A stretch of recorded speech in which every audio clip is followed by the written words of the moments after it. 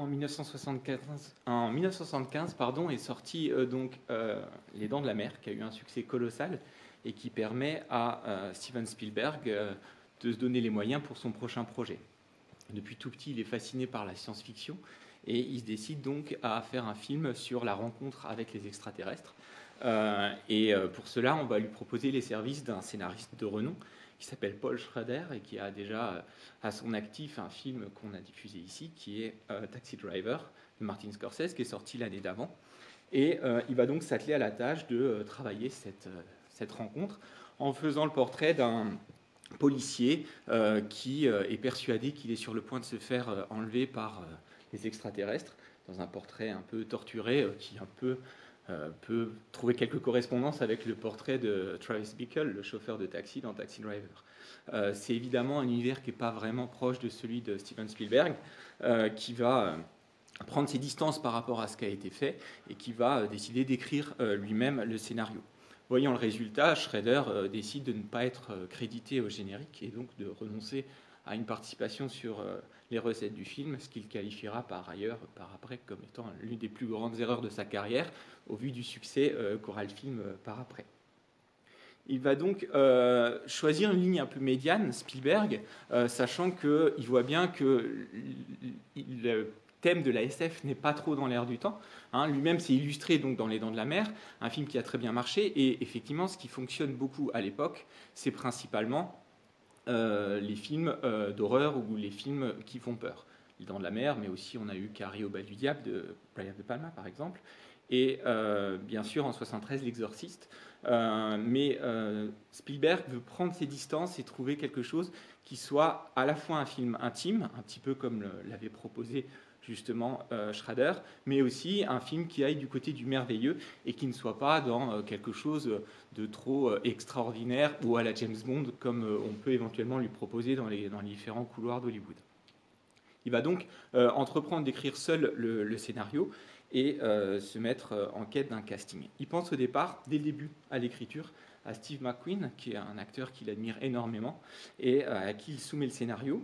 Steve McQueen le reçoit et lui explique qu'il a trouvé le récit tout à fait poignant, qu'il en a été très touché, mais qu'il va devoir décliner son offre parce qu'il est absolument incapable de pleurer à l'écran sur commande et il ne se sent absolument pas d'endosser un tel rôle, et donc il lui dit qu'il va devoir le proposer à quelqu'un d'autre. Il va faire la tournée des grandes stars du moment, avec des refus de Dustin Hoffman, Al Pacino, Gene Hackman, avant de se rendre compte qu'il a quelqu'un qui le conseille depuis le tournage des Dents de la Mer et qui lui donne justement des pistes un petit peu sur qui il pourrait engager, à savoir Richard Dreyfuss, et qui ne demande finalement qu'à être engagé. Et au bout d'un moment, il se rend compte qu'il pourra tout à fait être l'incarnation parfaite du personnage. Pour ce qui est du rôle du français, il pense au départ à Lino Ventura ou à Jean-Louis Trintignant, qui nous a quittés cette semaine, qui tous les deux déclinent la proposition. Et ensuite, il songe à François Truffaut. Donc François Truffaut, c'est une rencontre qui paraît un petit peu improbable. François Truffaut dans un blockbuster hollywoodien comme ça. C'est quelqu'un qui est connu des réalisateurs et principalement de ceux de la génération de Spielberg. On est dans cette fameuse génération du nouvel Hollywood, dont j'ai déjà eu l'occasion de parler un petit peu, qui sont vraiment une génération qui, contrairement à leurs prédécesseurs, a fait des études de cinéma. Ce sont donc des cinéastes qui sont d'abord des cinéphiles, qui ont une culture, et qui, notamment, ont été particulièrement réceptifs à des théories qui ont été mises en place, notamment par François Truffaut, dans les cahiers du cinéma durant les années 50, et qui ont mis en place cette fameuse théorie des auteurs, dont j'avais eu l'occasion de vous parler, notamment quand on a diffusé des films d'Hitchcock, puisque les cahiers du cinéma, et principalement Truffaut, puisqu'il est très connu pour un livre majeur d'entretien avec Hitchcock, ont montré, ont prouvé, ont analysé les cinéastes comme Hitchcock notamment pour prouver que c'était des auteurs et pas simplement des artisans qui obéissaient aux directives des producteurs et qui pouvaient faire à peu près tout et n'importe quoi. Donc ce sont des personnes qui sont importantes et il y a une forme aussi justement d'hommage à son travail lorsque Spielberg propose ce rôle à Truffaut. Truffaut en est tout à fait ravi et honoré. Simplement, il parle très mal l'anglais et il lui explique que ça ne va pas être possible de répéter en phonétique toutes les différentes répliques. Et à ce moment-là, Spielberg va avoir l'idée de lui adjoindre un interprète dans le scénario de manière à ce qu'il puisse assez fréquemment parler en français. Ce qui d'ailleurs dans la version française donne quelque chose d'assez absurde, puisque tout le monde parle français, il y a quelqu'un qui passe son temps à répéter ce que tout le monde dit, et c'est quelque chose qui est un petit peu évidemment un peu incongru. Le tournage va donc être un tournage assez ambitieux en termes de moyens. La première chose que va chercher Spielberg, aidé de ses collaborateurs, c'est un studio qui puisse contenir notamment tout le dernier acte, puisque tout a été tourné en studio dans cette dernière partie. Et ils vont jeter leur dévolu sur un hangar désaffecté à dirigeables, les fameux Zeppelin, qui, dans sa superficie, fait 10 fois la taille des plus grands studios disponibles à Hollywood. Donc ça va leur permettre de travailler comme ils le souhaitent. Les acteurs vont se retrouver à faire des choses qui aujourd'hui sont très communes dans les grands films hollywoodiens et les blockbusters. C'est jouer en imaginant ce qu'ils regardent. On leur dit de suivre des directions, puisque l'immense majorité des effets visuels ont été rajoutés en post-production. Donc ça, ce sont des techniques nouvelles qui va évidemment en déstabiliser un certain nombre et qui mettent en place des nouveaux jalons de travail à Hollywood. Le travail aussi que va faire Spielberg, c'est d'expérimenter sur les effets visuels et la manière dont il va représenter les extraterrestres à la fin. Il fait plusieurs tentatives.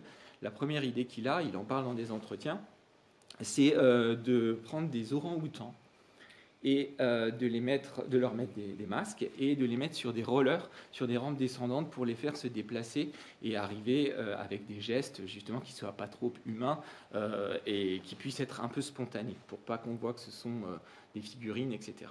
Les essais sont totalement désastreux, les orang-outans s'accrochent aux rampes ou à leurs dresseurs, arrachent leurs masques, et donc il abandonne très vite l'idée et il va passer ensuite à l'idée de marionnettes. On en voit une, il en reste une qui a été remise, mais au départ, il imagine uniquement des marionnettes de ce type-là, avec 40 marionnettistes qui tirent les films, et vu le système de lumière qu'il y a autour, et à l'époque on ne peut pas numériquement gommer les filins, etc., c'est rigoureusement impossible. Et il finira par engager des fillettes d'une école de danse qu'il va simplement mettre en juste au corps, et auxquelles il va adjoindre des masques. Et dans les scènes, évidemment, le travail sur la lumière et le fait qu'on soit suffisamment loin va permettre de donner cette illusion d'extraterrestre un peu humanoïde. Le tournage aussi se fait un peu en compagnie de George Lucas. George Lucas est vraiment parmi un peu les amis d'études, il fait partie de cette génération et il est en train au même moment de préparer Star Wars. Donc 77, c'est quand même une année majeure puisqu'on va voir la sortie conjointement de Rencontre du troisième type et de Star Wars, sachant que les deux réalisateurs, chacun de leur côté, savent qu'ils sont en train de faire quelque chose de nouveau, mais ils sont vraiment pas du tout sûrs de ce que ça va donner, déjà, parce qu'ils ont des idées en tête, et il va falloir évidemment les réaliser, les mettre sur le plateau et les filmer, et puis ils savent pas du tout quelle va être la réception du public, parce que ce sont des choses qui sont inédites, chacune dans leur domaine, en réalité.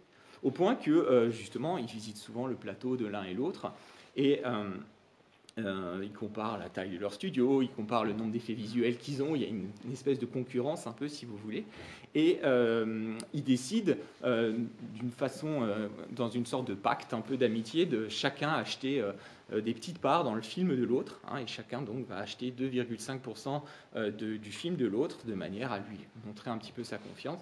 Ce qui fait qu'aujourd'hui encore, Spielberg reçoit ses pourcentages sur le succès du premier opus de Star Wars, auquel il contribue de manière très indirecte. Et c'est évidemment la même chose pour Lucas de son côté. Le film donc sort en 1977. Il a un succès absolument colossal. Il a 7 nominations aux Oscars et 2 Oscars, dont un Oscar pour les effets visuels, le montage sonore notamment. C'est d'ailleurs un film qui détient aussi un autre record assez original, c'est que sur ce film-là, on a en tout 11 chefs opérateurs, c'est-à-dire directeurs de la photographie, parce qu'il y a des scènes extrêmement variées dans des endroits différents du globe. Alors on en a certains qui sont évidemment beaucoup plus importants que les autres, mais en tout cas c'est vraiment le casting le plus large qu'on ait pu avoir sur ce poste qui est un poste vraiment central. Et le succès, évidemment, étant au rendez-vous, Spielberg va pouvoir avoir une petite revanche. Parce qu'au moment où il fait son film, la Columbia, qui produit le film, est dans une situation financière assez délicate. et elle presse Spielberg de sortir le film pour Noël, alors qu'il pensait pouvoir le sortir à l'été et le finir plus de manière voilà, pour qu'il soit en adéquation avec ce qu'il avait souhaité faire. Et c'est absolument impossible, et la Columbia exige qu'il sorte à Noël. Le succès aidant, en 1980, donc un peu 2 ans après, Spielberg demande à terminer son film. Et il va avoir droit donc à une édition spéciale qui va lui permettre de retravailler le montage, d'éliminer un certain nombre de scènes. Donc il va éliminer 16 minutes du montage original, va rajouter 7 minutes de ce qui avait été coupé au montage et qu'il réintroduit. Et surtout, il va retourner des scènes pour des ajouts de 6 minutes à peu près. Donc au niveau de la longueur finale, ça ne change pas grand-chose, mais par contre, il y a quand même un sacré bouleversement en termes de séquences additionnelles, supprimées et de retournage. Et ça va être de nouveau un succès important. Je vous expliquerai un petit peu plus tard, notamment au niveau des ajouts, ce qui peut être intéressant. Et c'est en 1997, donc pour les 20 ans du film, que Spielberg va sortir un director's cut qu'il estime définitif et qui va retravailler encore une 3e version du film. Donc, le premier élément qu'on peut envisager, c'est le rapport de Spielberg à cette thématique de la science-fiction. À cette époque-là, la science-fiction, elle est un peu démodée. Elle a eu un moment assez important durant les années 50, puisque c'est une façon indirecte de parler de la guerre froide. Vous avez des films comme La créature venue d'un autre monde, par exemple, d'Howard Hawks, où très clairement, quand la dernière phrase qu'on entend d'ailleurs dans ce film, Watch the Sky, c'est clairement méfiez-vous de ce qui peut venir du ciel, les missiles notamment. Et il y a aussi l'invasion des profanateurs de sépultures, avec cette idée d'une invasion possible par d'autres créatures étranges qui pourraient nous imposer une autre façon de vivre, etc. Donc il y a cette thématique-là, si vous voulez, qui est envisagée. L'exception évidente concernant le domaine de la science-fiction, c'est 1968 avec 2001, l'Odyssée de l'espace, qu'on a projeté ici, et qui pose un jalon qui impressionne beaucoup et qui fait qu'ils sont peu à oser se frotter un petit peu à la science-fiction dans la décennie qui suit, d'une certaine manière. Spielberg, lui, va convoquer toute la mythologie des soucoupes volantes, des kidnappings par les extraterrestres, etc. C'est quelque chose qui l'intéresse, mais qui va conduire évidemment dans d'autres directions que celles qu'on pouvait imaginer. Une direction beaucoup moins anxiogène, beaucoup moins belliqueuse surtout. Et c'est évidemment un thème, les extraterrestres, qui va avoir une place prépondérante dans sa carrière à venir. On le retrouvera en 1982 avec E.T., puis ensuite avec AI, intelligence artificielle, qui est donc l'adaptation du projet que n'a jamais pu réaliser Stanley Kubrick, qui est mort en 1999. Et on retrouvera encore là une autre déclinaison très différente avec La Guerre des Mondes en 2008. Et il ne faudrait pas en parler, mais il y a quand même des extraterrestres dans Indiana Jones 4, de triste mémoire, mais c'est aussi encore une occurrence des extraterrestres dans la filmographie de Steven Spielberg. Dans ce film, il va très clairement poursuivre tout ce qu'il a pu mettre en place stylistiquement. On l'a vu sur Les Dents de la Mer, c'est vraiment quelqu'un qui travaille ses séquences, c'est quelqu'un qui a une patte et qu'on va retrouver très clairement dans ce film-là, qui s'inscrit un petit peu dans un héritage justement d'Hitchcock. Il a un talent particulier pour, lors de séquences, arriver à construire une progression. Si vous regardez 2 séquences maîtresses comme celle de la voiture par exemple, avec cette apparition de l'OVNI et puis le rapt de l'enfant, vous avez des scènes qui sont vraiment des masterclass en termes d'écriture, de découpage, de travail sur le son, et qui peuvent faire l'objet d'analyses extrêmement approfondies. C'est quelque chose dans lequel Spielberg est particulièrement virtuose. Tout son travail consiste à nous mettre toujours face à un point de vue particulier, à ne pas nous donner toutes les informations, à faire que le hors-champ a un rôle extrêmement important et que le travail du son est déterminant. De ce point de vue-là, il a effectivement beaucoup appris de ce qu'a pu faire Hitchcock, et on voit chez ces deux-là quelque chose de très important à Hollywood, et justement qu'a su reconnaître notamment la génération des critiques des cahiers du cinéma, c'est que ce sont certes des films qui ne sont pas des films intellectuels, mais ce sont des films qui sont extrêmement pensés dans leur mise en scène, extrêmement construits. Et parce que à la suite justement, notamment du succès de Star Wars et de Rencontre du troisième type, il va y avoir une sorte de scission, notamment dans le regard de la critique sur cette génération qu'on n'appelle pas encore la génération du nouvel Hollywood, où on va mettre d'un côté Lucas et Spielberg comme étant ceux qui s'adressent à la famille avec le seau de popcorn dans quelque chose qui pourrait être considéré un petit peu comme mièvre, et de l'autre, on aura les Coppola, Scorsese, De Palma qui font un cinéma plus adulte, un cinéma plus âpre, peut-être plus social, plus violent, etc. Et donc, il y aura une sorte de scission qui va se mettre en place et qui, néanmoins, justement, justifie qu'on regarde au-delà de cette simple vision du merveilleux. En tout cas, cet élément-là de construction stylistique, il va aussi mettre en place des éléments qu'on a déjà pu voir, notamment quand on avait projeté il y a 2 ans Jurassic Park. C'est cette façon de regarder les visages. C'est devenu un nom, on appelle ça le Spielberg face. C'est la caméra qui va vers le personnage qui contemple quelque chose et qui va évidemment exciter notre attente de voir en contre-champ ce qu'il a vu, ce qu'il y a de si merveilleux. Ça, c'est typiquement un trait stylistique du réalisateur.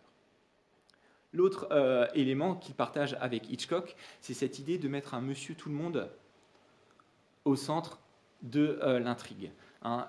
Spielberg, et c'est l'un des éléments vraiment, le point de départ en fait de son scénario, c'est qu'il veut prendre un type lambda qui n'est pas un expert, qui n'a rien à apporter de particulier et qui va être justement confronté à ces apparitions-là. On le voit dans le premier plan, juste avant l'apparition justement de Neary. C'est ce plan sur la banlieue, un plan qu'on retrouvera à l'identique au début de E.T.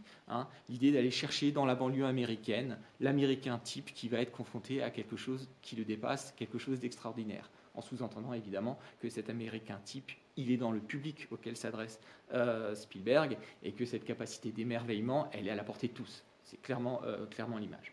On va le voir dans cette manière justement que les personnages qui sont confrontés, qui se sentent appelés, que ce soit la mère du garçon ou cet homme-là, vont passer par des images extrêmement concrètes et très laborieuses pour progressivement aller vers justement ce parcours initiatique.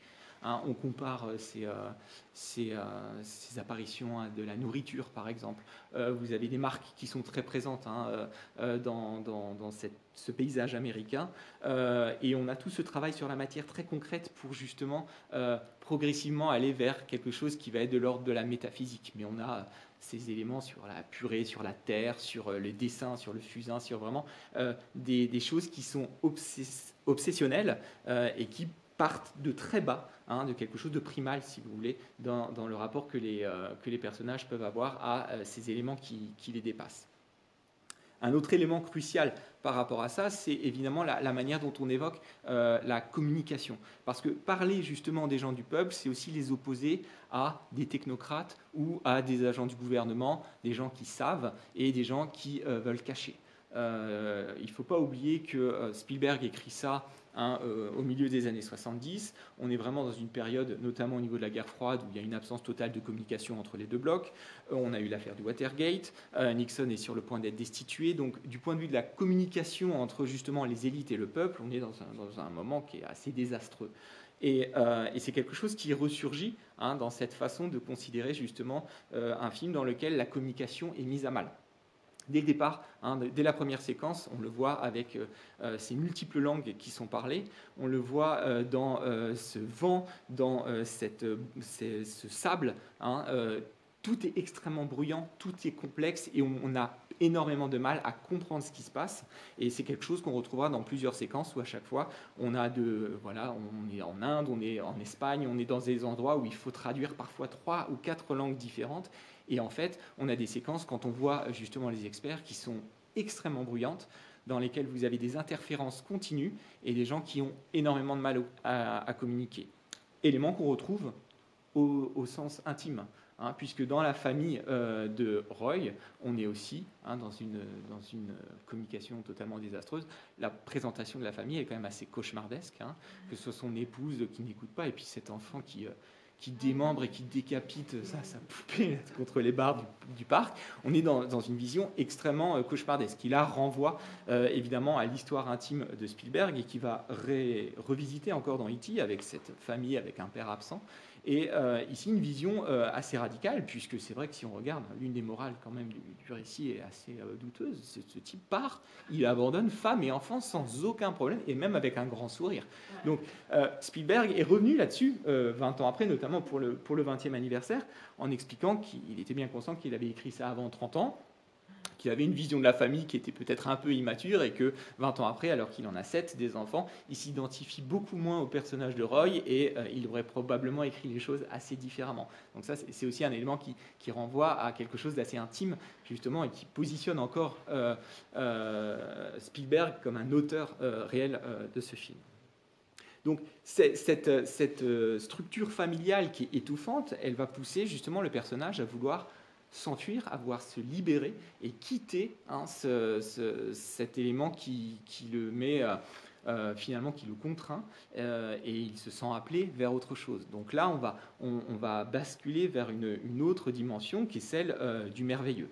Le merveilleux, c'est aussi quelque chose qui est à mettre au crédit de toutes ces instances, parce que contrairement au regard qu'on peut avoir sur le monde des adultes, encore dans E.T., qui sont extrêmement vindicatifs, belliqueux, ici on est dans quelque chose qui est beaucoup plus sain, dans la mesure où finalement, quel est l'objectif de tous ces experts et ces militaires? C'est d'être les premiers à rentrer en contact. Mais il ne s'agit pas de pointer ses canons vers le ciel, il ne s'agit pas d'essayer d'obtenir des choses pour avoir de nouvelles armes, comme on l'a très fréquemment dans les récits américains. Non, il s'agit simplement d'établir ce contact, avec le même enthousiasme en réalité. C'est comme si on voulait jalousement garder un secret et devenir des initiés. Il y a vraiment cette idée-là qui déjà donne une coloration très positive finalement à cette quête. Et c'est ce qu'on retrouve dans la manière, évidemment, dans le rôle crucial qu'a l'enfant dans ce film-là. Cet enfant, qui était joué par un petit acteur de 4 ans à l'époque, qui s'appelait Cary Guffey, et qui a eu un très bon contact avec Steven Spielberg, qui s'est vraiment particulièrement bien travaillé avec les enfants. Il le prouvera encore justement avec tous les enfants dans E.T. Et en fait, qu'on surnommait sur le plateau One Take Gary, c'est-à-dire Gary une seule prise, parce qu'il arrivait à tout faire très spontanément.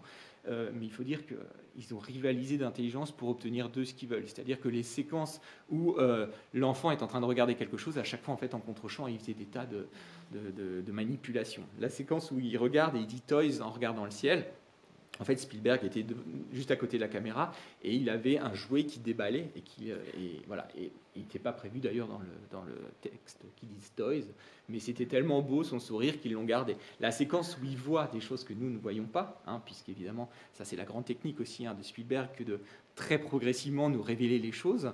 Il voit donc une activité dans la cuisine, etc. Et on voit effectivement une série d'expressions faciales extrêmement différentes.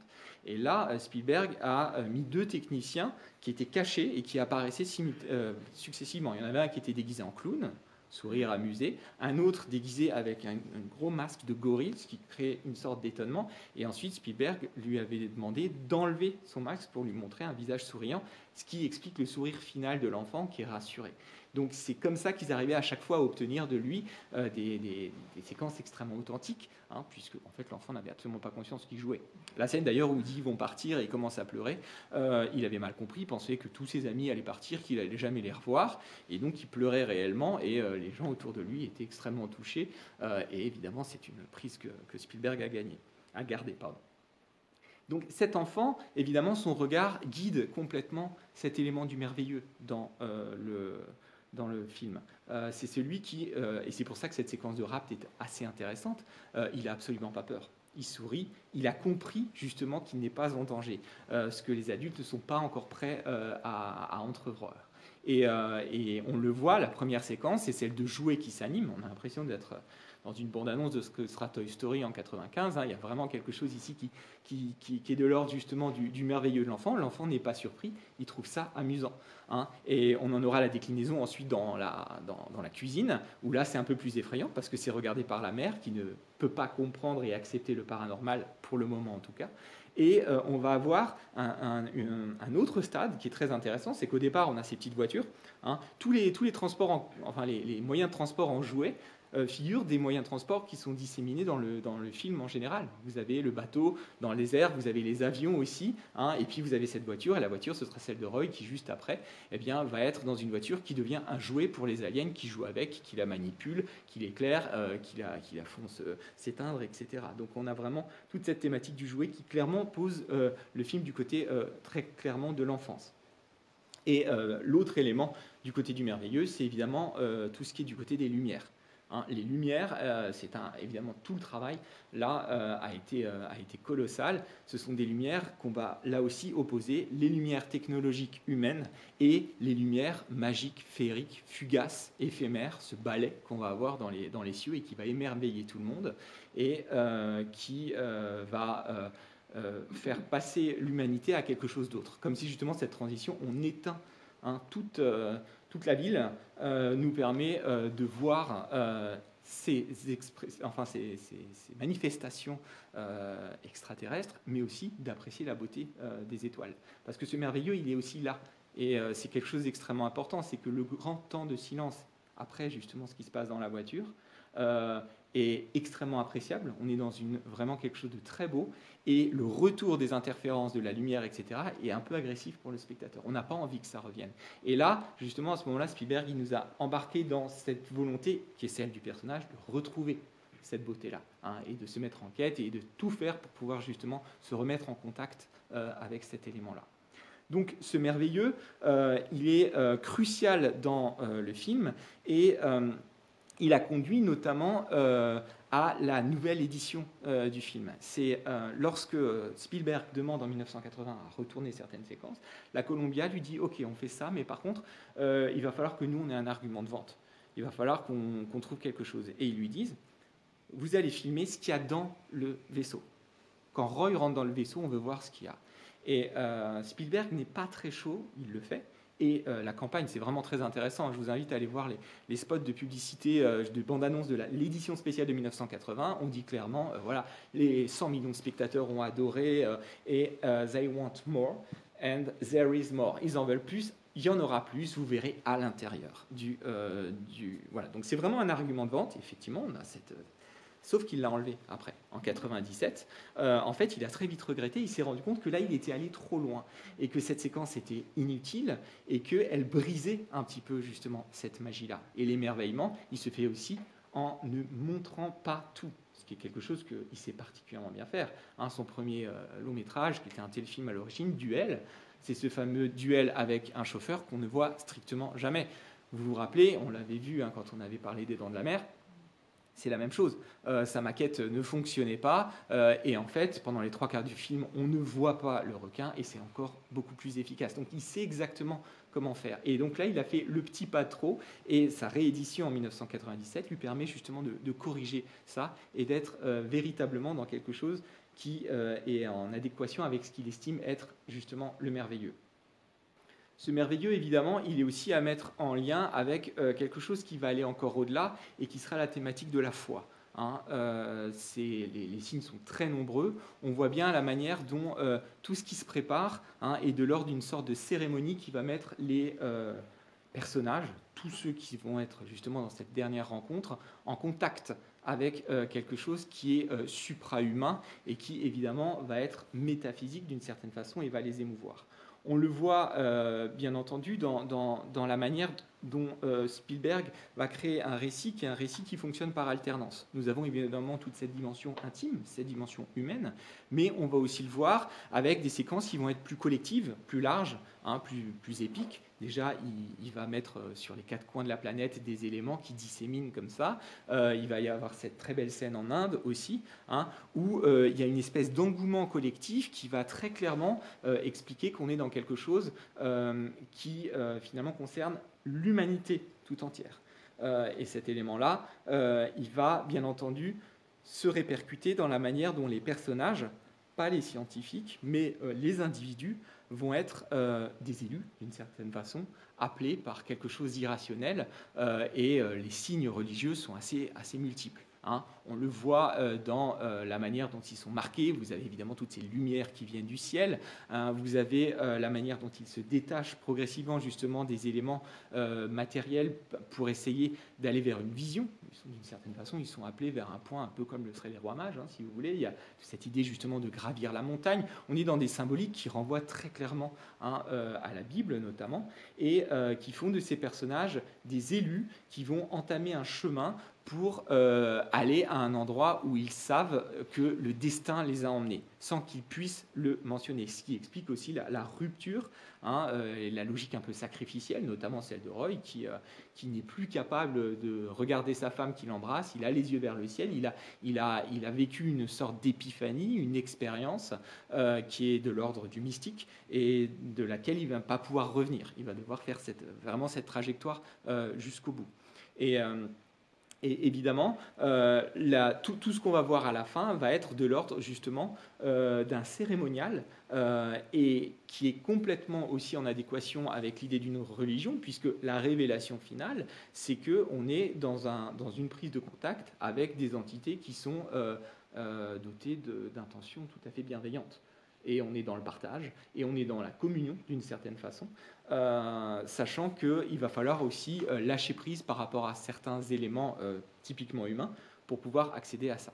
Hein, Spielberg se présente comme étant agnostique, et c'est assez intéressant. Il dit qu'il a bien conscience que pour que les gens puissent croire, il va falloir que justement ils mettent un terrain réaliste d'une certaine façon, mais que pour lui, c'est pas de la science-fiction, c'est une forme de spéculation. Il a particulièrement suivi le travail des ufologues, c'est quelque chose qui l'intéresse, qui le passionne.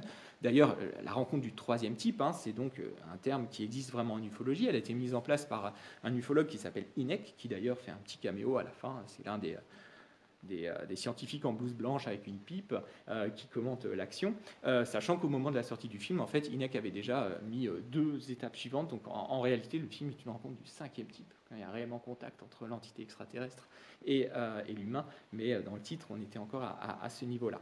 Et donc cette approche-là, elle va permettre effectivement quelque chose qui va être de l'ordre d'une rencontre qui va, si vous voulez, faire un bond d'une certaine manière à l'humanité. Et toute cette séquence finale, ce très long épilogue, d'une certaine façon, peut être vraiment considéré comme une sorte de mise en abîme du cinéma lui-même. Si vous regardez, on voit vraiment une convergence vers un gigantesque plateau qui renvoie à un plateau de cinéma, avec en préambule, un autre plateau qui est justement toute la mise en scène imaginée par les militaires pour faire partir d'éventuels spectateurs non désirés. Parce qu'il s'agit d'un spectacle pour initier. Et donc vous avez une espèce de mise en scène, fiction, avec ces fameuses vaches, etc. Et on crée un plateau géant, une espèce, aujourd'hui on parlerait de fake news, ce n'était pas encore le cas à l'époque, mais c'est très clairement aussi cette mystification pour pouvoir accéder à, après avoir mis en scène pour cacher, on va justement mettre en scène pour révéler. Et là, vous avez un plateau avec des projecteurs, des caméras, des tests de son, etc., qui vont évidemment être extrêmement importants et dans lesquels, très clairement, vous avez François Truffaut qui a le rôle du metteur en scène. C'est assez net, il a l'air d'être un chef d'orchestre à un moment, il donne des instructions de rapidité, il veut voir comment c'est filmé, etc. Donc il est vraiment le metteur en scène qui va hâter et qui va permettre cette rencontre, ce qui en dit long évidemment sur la capacité presque prophétique que Spielberg confère à un cinéaste, d'une certaine manière. Et ce regard-là, évidemment, il va mener à cette cérémonie finale qui va permettre, par justement l'image et par la mise en scène, à ce que le contact s'établisse. Et là, on arrive à quelque chose qui est vraiment de l'ordre de la poésie pure. C'est le dernier élément qui est à noter, c'est que c'est un récit qui est quand même assez audacieux. Il y a vraiment des longueurs, il y a des répétitions, et Spielberg en est parfaitement conscient. Là, on voit son 3e montage. Donc, il sait pertinemment qu'il y a des moments où ça patine un petit peu et qu'on est dans un récit qui est présenté quand même déjà comme un blockbuster, qui va s'adresser au plus grand nombre, et le succès a été à la hauteur, mais dans lequel vous avez finalement pas véritablement d'enjeu.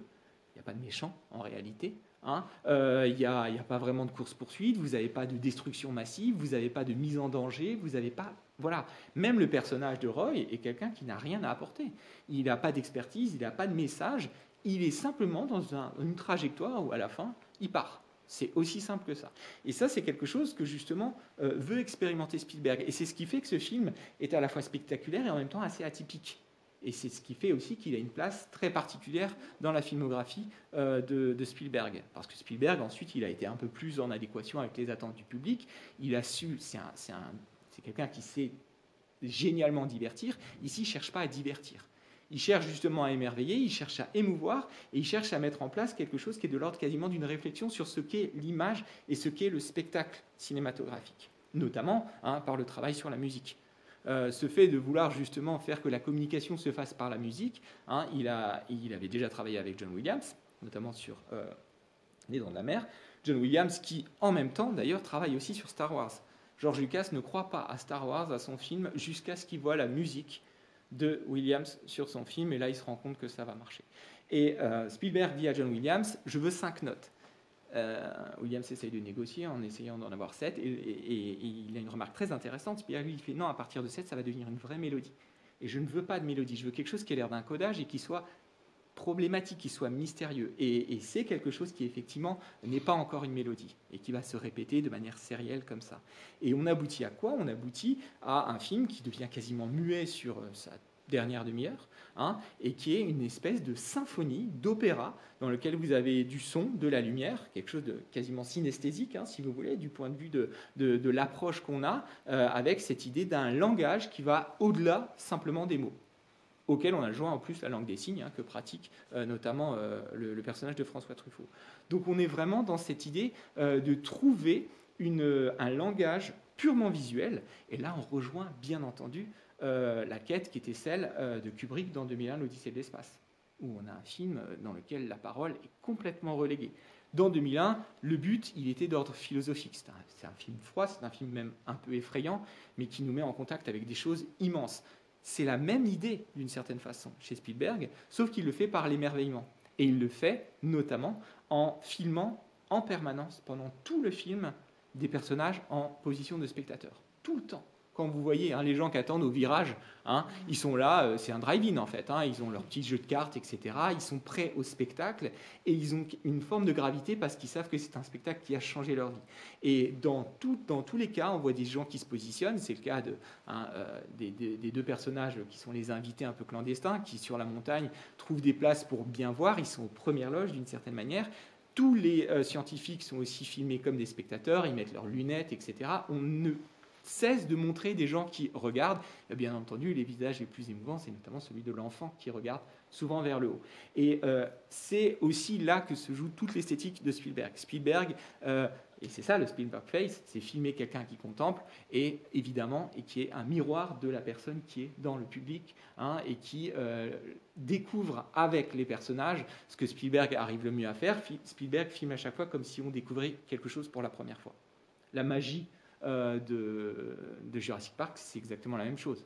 C'est pas des aliens, ce sont des dinosaures, mais c'est exactement la même idée. Et c'est un même jalon dans l'histoire du cinéma, puisqu'on présente l'arrivée des créatures de synthèse, et il y a quelque chose d'incroyable. Ici, il y a la même idée de présenter quelque chose de magnifique. C'est Douglas Trumbull qui fait les effets visuels, qui bossait sur 2001 l'Odyssée de l'espace, et qui fera 5 ans plus tard Blade Runner. Le type qui justement est derrière toutes les plus belles choses qui peuvent se faire en matière d'effets visuels sur des films très ambitieux de science-fiction. Et donc Spielberg a cette idée finalement très simple qui est de nous mettre en rapport avec quelque chose d'inconnu, d'extraordinaire, et pour ce faire, il va tout simplement faire comme lui le veut. Il est un véritable enfant par rapport au sujet qu'il veut nous montrer, et il fait de ses personnages et de ses spectateurs des enfants émerveillés. Merci de votre attention.